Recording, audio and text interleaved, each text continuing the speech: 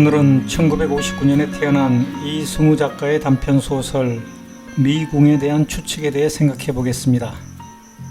소설은 4000년 전에 세워진 어느 그리스 크레타 섬 왕궁의 내부가 한없이 좁고 길고 꾸불꾸불한 통로와 턱없이 많은 계단들로 인해 그 안에 들어서면 방향 감각이 사라지면서 입구와 출구조차 알 수 없게 된다는 미궁 이야기로 시작합니다. 정말로 왕이 이 미궁에서 살았을까? 만일 그렇다면 그는 이 복잡하고 도무지 들고 나는 방향을 종잡을 길 없는 이런 곳에서 어떻게 살았을까? 선장이 없으면 백길을 안다고 나서는 이가 더 많아지는 이치일까? 딱 부러지게 답을 댈 수 없는 이 미궁의 수수께끼는 많은 사람들의 추리력에 불을 지피는 역할을 했고, 그리하여 각자의 경험과 상상력에 의해 이런저런 확언할 수 없는 해석들이 수도 없이 태어났다. 미궁에 대한 추측이라는 제목의 이 얇은 책을 나는 몇 해 전에 유럽 일대를 여행하던 중 우연히 발견했다. 겨우 80페이지 정도인 이 낡은 책은 서기 1939년 파리에서 간행되었고 저자는 장 델릭으로 되어 있었다. 화자인 나는 장 델릭이 소설가임을 알아내고 장 델릭이 미궁에 대한 추측이라는 소책자에 적어놓은 추측 또는 상상이 50년 후에 그 궁전의 벽에 새겨진 상형 문자를 해독한 어느 연구가에 의해 사실로 밝혀지면서 뛰어난 상상가 내지는 소설가 장 델릭에게 합당한 명예를 안겨주어야 한다는 정열에 사로잡혀 이 단편 소설을 펴내기로 합니다. 그리고 미궁에 관한 그리스 신화를 짧게 소개하는데 대충 이러합니다.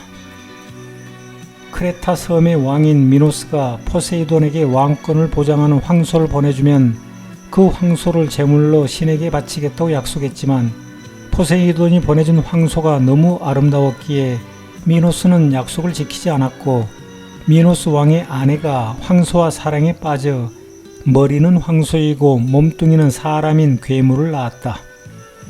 그런데 그 괴물이 사람을 잡아먹는 식인 괴물이었기에 미노스 왕은 일단 안으로 들어가면 아무도 나올 수 없는 미궁을 지어 그 괴물을 가둔다.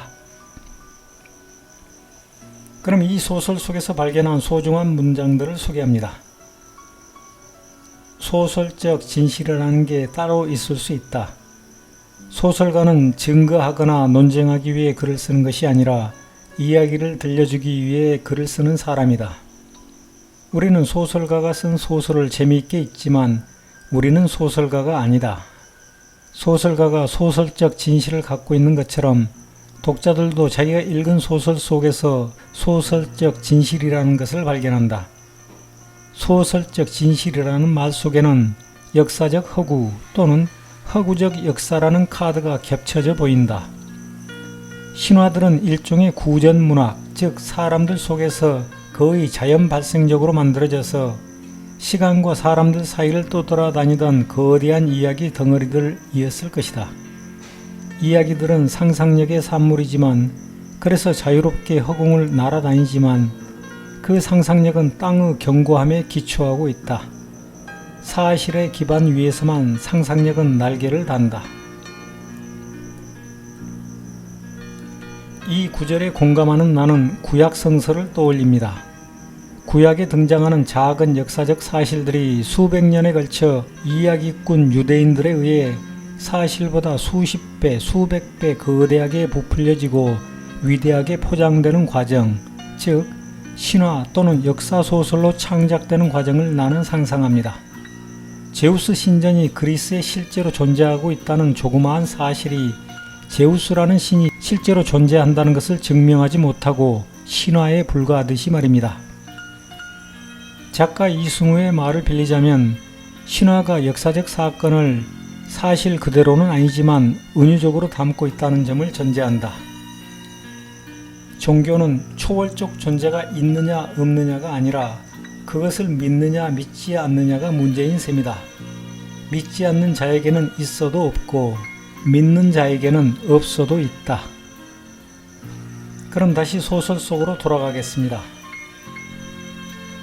옷을 벗지 않으면 몸이 보이지 않는다. 몸을 보기 위해서는 마땅히 옷을 벗어야 한다. 옷이 날개라는 말은 옳다. 상상력이 날개라는 말도 옳다. 우리는 몸에 이르기 위해 옷을 벗는다. 이것을 한 신학자가 신약 성서 속에 예수 연구를 하면서 사용했던 용어를 빌려와 비신화화라고 불러보자. 왜 비신화화가 필요한가? 그것은 왜 옷을 벗기는 일이 필요한가 하는 질문과 그 구조가 같다. 몸에 이르기 위해서는 비옷화가 필요하다. 해석되지 않는 텍스트는 벙어리의 다름 아니다. 그것은 우리에게 아무것도 전해주지 않는다. 벙어리는 말을 하지 못하기 때문이다.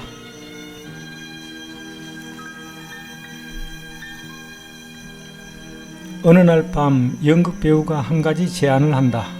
지금까지 각지를 여행하면서 보거나 듣거나 경험한 것 가운데 가장 재미있는 이야기를 차례차례 하나씩 하자. 이 제안은 그곳에 모인 모든 사람들, 건축가, 법률가, 종교학자의 환영을 받는다. 연극 배우가 먼저 시작하고 종교학자가 그 다음 순서를 맡았다. 이야기되는 내용에는 제한이 있을 수 없다. 그들은 마음껏 자신들의 상상력을 발휘했다. 차라리 그 네 사람의 입을 통해 말해진 각기 상이한 해석들이 모두 나름대로의 진실을 담고 있다는 편이 보다 진실에 가까울 것이다. 왜냐하면 장 델릭은 이 네 개의 해석 가운데 어느 하나도 버리고 싶지 않았을 터이므로 하나의 사실을 둘러싸고 있는 네 개의 각기 다른 진실, 이것은 개수의 문제가 아니라 객관적 사실과 주관적 진실 사이의 문제다. 사실은 딱딱하고 고정되어 있지만 진실은 부드럽고 유연하다. 거듭 말하지만 그는 학자가 아니라 작가였고 연구를 한 것이 아니라 작품을 쓴 것이었다. 그럼 마지막으로 이 소설에 괴물에 대한 견해가 나오기에 소개하며 내 생각을 말해보겠습니다. 괴물과의 싸움은 힘이나 무기로 하는 것이 아니옵니다. 그런 것은 사람과의 싸움에나 유용할 뿐입니다. 힘으로는 괴물을 이기지 못합니다. 왜냐하면 언제나 괴물이 사람보다는 힘이 세기 때문입니다. 괴물은 그래서 괴물입니다. 괴물을 이기기 위해 필요한 것은 힘이 아니라 책략과 지혜입니다. 나는 이 문장의 절반만 공감합니다. 왜냐하면 괴물과 싸울 때 책략과 지혜뿐 아니라 단결된 사람들의 힘으로도 괴물을 이겨낼 수 있기 때문입니다. 예를 들어 트로이 전쟁의 영웅 오디세우스는 일행들과 한몸이 되어 괴물 세이렌과의 싸움에서 승리했거든요. 괴물 이야기를 하니 생각나는 게 있습니다. 우리나라에서 독재자를 좋아하는 어떤 모자라는 인간들은 살인마이자 친일파 이승만을 국부라고 부르는데 나는 살인마 독재자 이승만을 괴물이라고 부릅니다. 또 어떤 덜 떨어진 인간들은 독재자 박정희를 반은 신이고 반은 인간이라고 부른다고 합니다. 이 소설에 등장하는 머리는 황소이고 몸뚱이는 사람인 존재도 괴물이고 상반신은 여자, 하반신은 독수리인 세이렌이 괴물이듯이 반신 반인 박정희도 괴물입니다. 나는 괴물을 끔찍이도 싫어하는 만큼 괴물을 찬양하고 괴물의 지배를 받고 싶어하는 노예 근성의 인간들도 매우 싫어합니다. 그런데 요즘 그따위 괴물을 따라다니는 친일파 몰입애들과 독재 추정 세력들이 또다시 설치고 있습니다. 그래서 지금은 오디세우스와 그의 일행들처럼 행동하는 지성인들의 힘과 책략과 지혜가 필요한 시기입니다.